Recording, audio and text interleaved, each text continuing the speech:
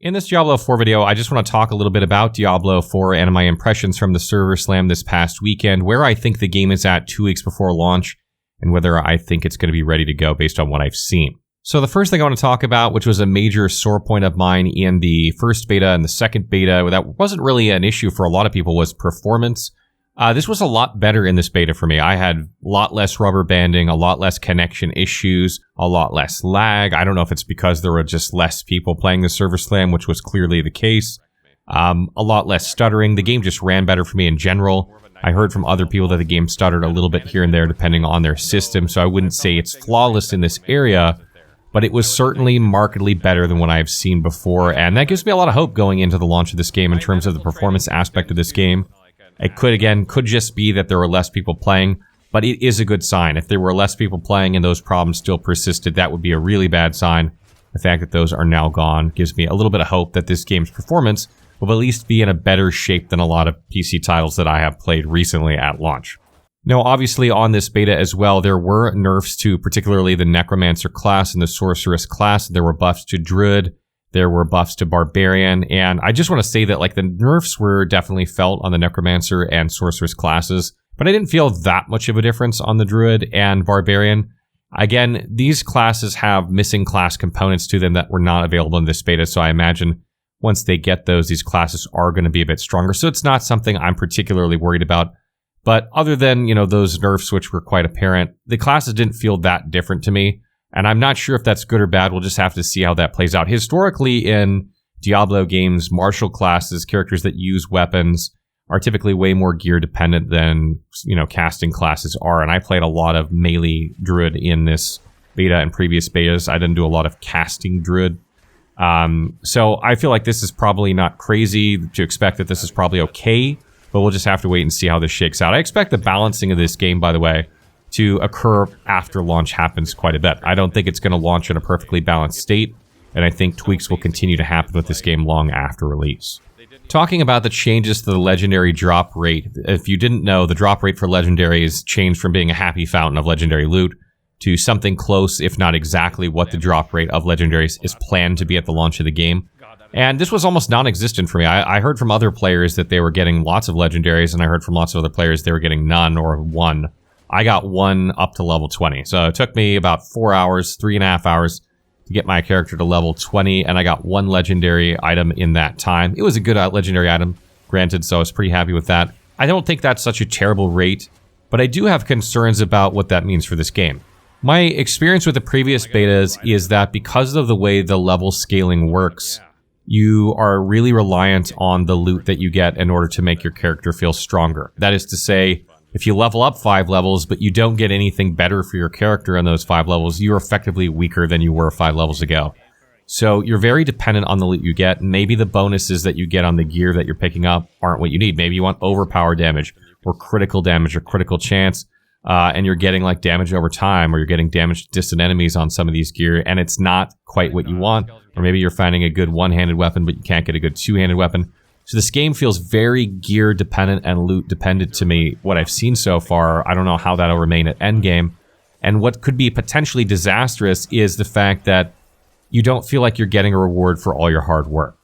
I will say it does feel like a slog to go through some of these dungeons, and part of it could just be because I've done them so many times now, and I imagine that's a little bit of a factor. There's probably fatigue from that. So it's probably not as bad as I feel it is, but there is a bit of a slog in there from fighting these enemies that just continuously level scale, and when you don't get gear that makes your character stronger and you struggle more and more, or you don't get any faster clear speed and you don't really get any reward that benefits you from doing it, I worry that players are just going to burn out, and people are saying to me well, as long as endgame's good, this game's fine.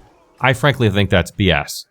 Diablo is a much more casual game than something like Path of Exile.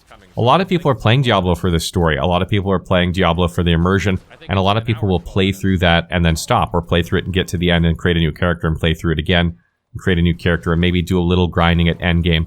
But I don't think there's nearly as many people that are just playing Diablo for the endgame as there are something like Path of Exile.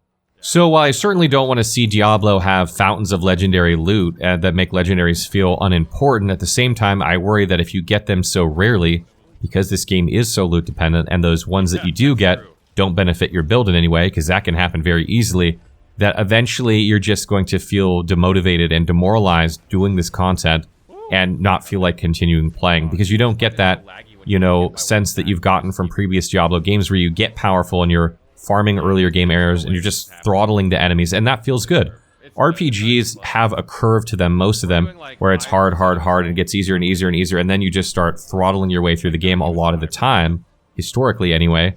And players like to feel that struggle, but then feel powerful. And if you don't feel powerful ever, and it's always struggle, I worry that players will just burn out on this game.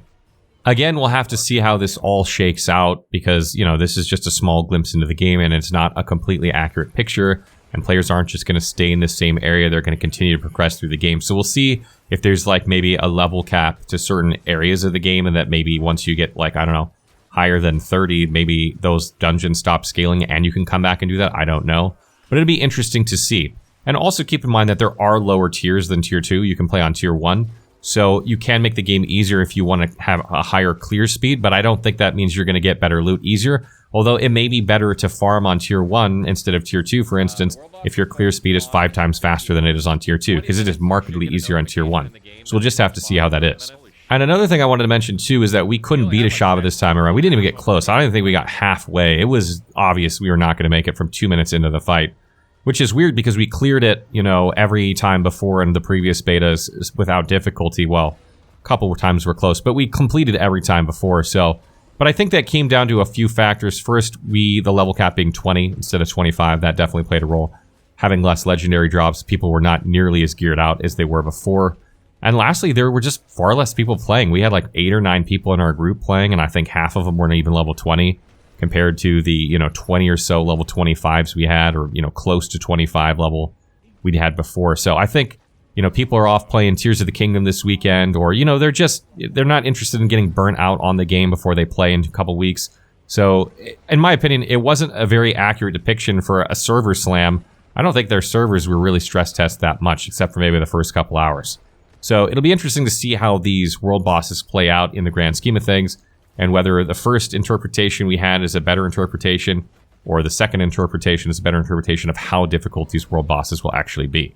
And just to kind of reiterate that as well, I did hear from other people that they were able to clear Tier 2 with their group, but I did hear from a lot of people they didn't come close, and I did hear from a lot of people who did it on Tier 1 that they didn't come close as well. So I think you have to have a very coordinated group for these world bosses, which may make it very difficult for pug groups or just random groups on the landscape, particularly if they're not geared very well. I could see these world bosses being very difficult, the first week or two of the game before people really get a handle on what they need to do in order to complete them.